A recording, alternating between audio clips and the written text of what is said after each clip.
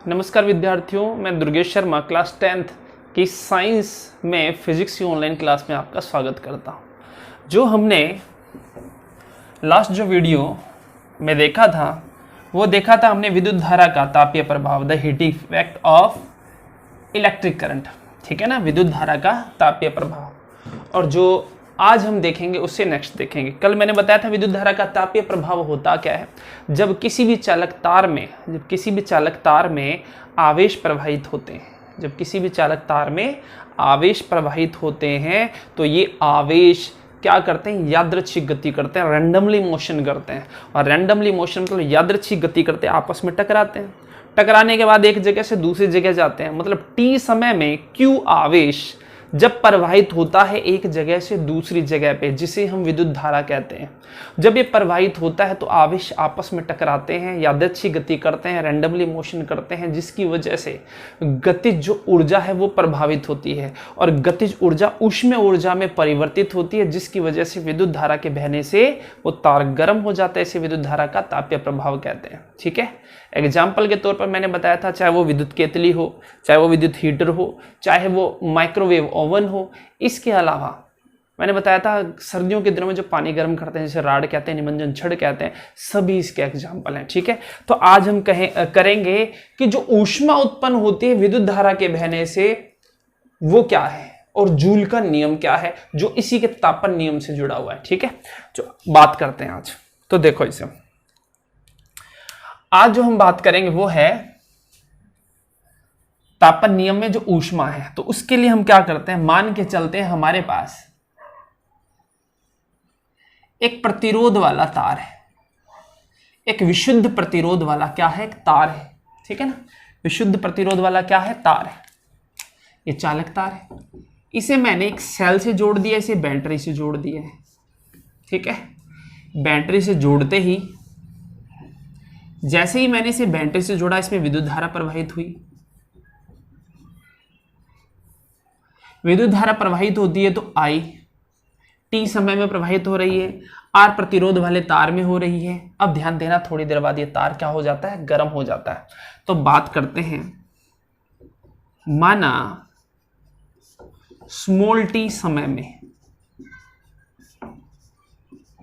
ठीक है, माना स्मॉल t समय में R प्रतिरोध वाले तार में, R प्रतिरोध वाले तार में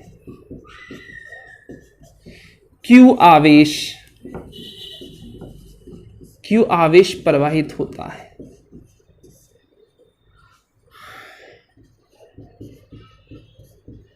समझ में आया? माना स्मॉल t समय में R प्रतिरोध वाले तार में Q आवेश प्रवाहित होता है जब उससे बैटरी से जोड़ा जाता है। ठीक है, तब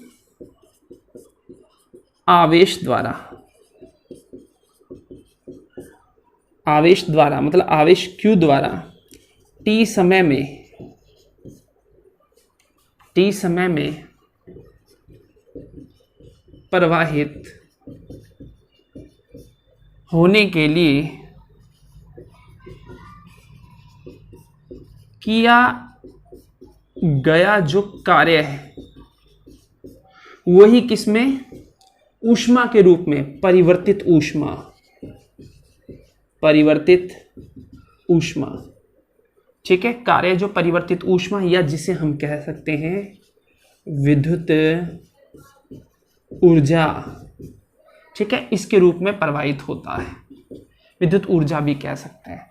हम बात करें तो हमने एक पढ़ा था विद्युत कार्य बराबर में, मैंने बताया था विभव की परिभाषा, विभवांतर की परिभाषा में बताया था, एकांक धनावेश आवेश के द्वारा अनंत से विद्युत क्षेत्र किसी बिंदु तक लाने में जो किया गया कार्य है, ठीक है, वही विद्युत विभव कहलाता है। तो विभवांतर बराबर कार्य बटे में आवेश होता है, कार्य बराबर में क्या होगा, विभव या विभवांतर गुना में आवेश, यही होगा। चूंकि V बराबर में W बटे में Q होता है, इसलिए W बराबर में V गुना में Q होगा। सही है ना। तो देखो इसे टी समय में जब R प्रतिरोध वाले तार में जब Q आवेश प्रवाहित होते हैं तो आवेश द्वारा टी समय प्रवाहित होने पर किया गया कार्य, और इसकी वजह से क्या होता है, तार के दोनों सिरों पर विभवांतर भी उत्पन्न होता है। ये A है, ये B है, तो विभवांतर यहाँ पर VAB भी उत्पन्न होता है। ठीक है, तो VAB क्या होता है, विभवांतर उत्पन्न होता है। लेकिन इसकी बात हम नहीं कर रहे क्योंकि आवेश द्वारा किए गए कार्य की बात कर रहे हैं, तो यहीं से फॉर्मूला आ सकता है। ठीक है, तो विद्युत कार्य W बराबर विभवांतर मतलब V गुना में Q। ठीक है, यहाँ तक बात क्लियर है। अब देखो, यही किया गया कार्य परिवर्तित ऊष्मा या विद्युत ऊर्जा के रूप में खर्च होता है। तो परिवर्तित ऊष्मा, ये W बराबर ही क्या है, यहाँ पर W बराबर भी क्या है, H उत्पन्न ऊष्मा है। तो इसलिए हम इसको H बराबर भी V गुना में Q कर सकते हैं। ठीक है, चलो अब Q की बात करते हैं। विद्युत धारा की परिभाषा से, विद्युत धारा की परिभाषा से, विद्युत धारा की परिभाषा I बराबर में Q बटे में T। आवेश प्रवाह की दर को विद्युत धारा कहते हैं, ये इसका सूत्र था। तो Q बराबर में क्या हो जाएगा, I गुना में T। ठीक है, तो इसको हम समीकरण फर्स्ट लेते हैं या फिर इसको समीकरण सेकंड लेते हैं, और ये समीकरण हो जाएगी थर्ड। ठीक है, तो समीकरण क्या हो जाएगी हमारे पास, थर्ड। तो देखो यहाँ तक क्लियर है।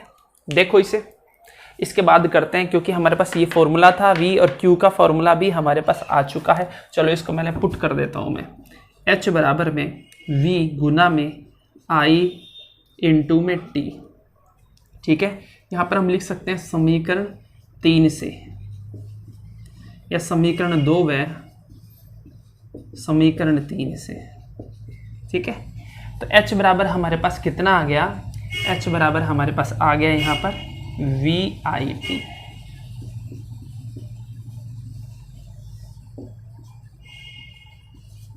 H बराबर हमारे पास क्या आ गया, VIT। देखो इसे,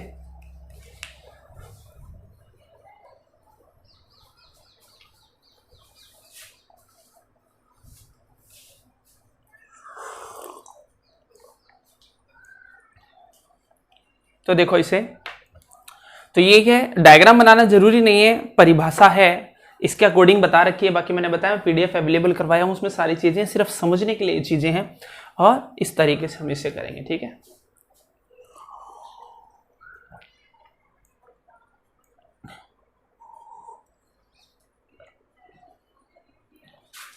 चलो देख लिया होगा, इसके आगे देखते हैं। अब बात करते हैं, H बराबर हमारे पास कितना हो गया, VIT। H बराबर हमारे पास हो गया VI एंड T। ठीक है, ये है ऊष्मा, ये क्या है, ऊष्मा। अब पता है हमें ओम के नियम से,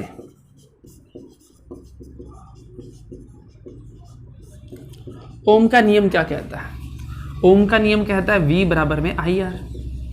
ठीक है, तो V बराबर IR समीकरण नंबर 4 है। तो समीकरण 4 में V का मान रखने पर,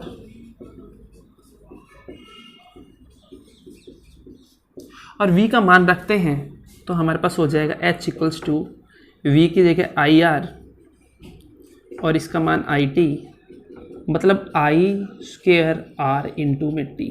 और समीकरण नंबर 5 के रूप में ये हमारे पास फॉर्मूला तैयार है। तो फाइनली जो फॉर्मूला है वो I²RT है। ठीक है, ये तो देख ही लिया था।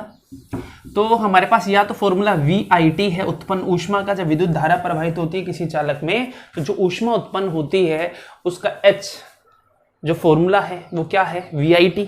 या तो VIT है या फिर हमारे पास I²RT है। ठीक है, तो I²RT है। अब बात आती है जूल के तापन नियम की। जूल का तापन नियम या जूल का नियम, हमें एक चीज पता चल गया है, उत्पन्न ऊष्मा का जो फॉर्मूला I²RT होता है।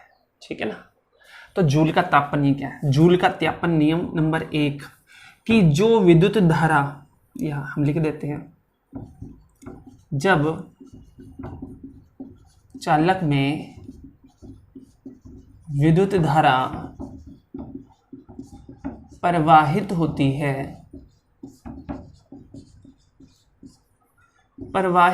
है तब उस चालक से उत्पन्न ऊष्मा H समानुपाती होती है किसके? I स्क्वायर के, धारा के वर्ग के समानुपाती होती है, नंबर फर्स्ट। ठीक है, तो किसी विद्युत धारा के बहने पर किसी चालक में उत्पन्न ऊष्मा धारा के वर्ग के समानुपाती होती है, नंबर फर्स्ट। जितने समय तक धारा प्रवाहित होती है उसके समानुपाती होती है। तीसरा, उस चालक तार के प्रतिरोध के समानुपाती होती है, जितना उसका प्रतिरोध होगा उतनी ज्यादा ऊष्मा होगी, जितने समय तक धारा प्रवाहित होगी उतनी ज्यादा ऊष्मा होगी, जितनी ज्यादा धारा होगी बहुत ज्यादा ऊष्मा होगी। उसके कारण ये तीनों नियम, तीनों समीकरण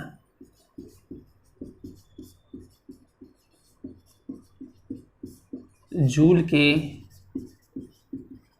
तापन नियम को क्या करती हैं? दर्शाती। ठीक है, तो ये नियम है, इसे नोट करो।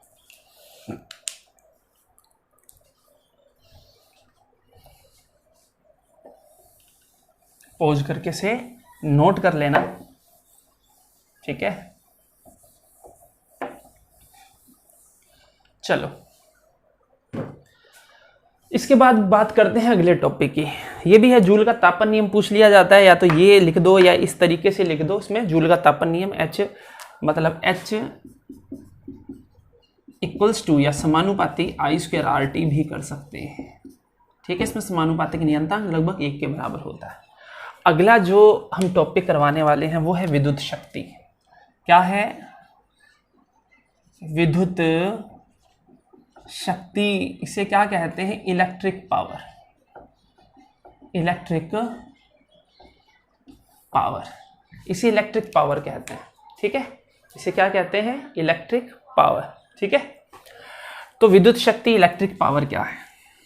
देखो, जब किसी भी चालक तार में से विद्युत धारा प्रवाहित होती है और वो चालक तार किसी बैटरी से जुड़ा होता है, कुंजी से जुड़ा होता है, मतलब ये है अगर कोई भी चालक तार जिसमें प्रतिरोध हो, अगर वो किससे जुड़ा हो? किसी परिपथ में जुड़ा हो। परिपथ के बारे में तो मैं बता चुका हूं। अगर किसी परिपथ से जुड़ा हो तो क्या होगा?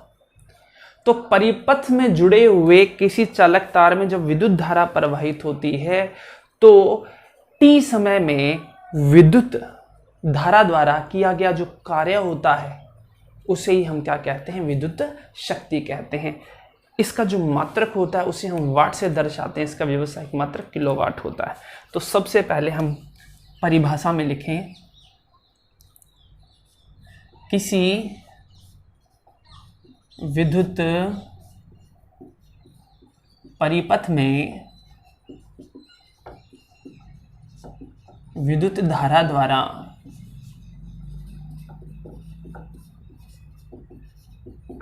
एकांक समय में या T समय में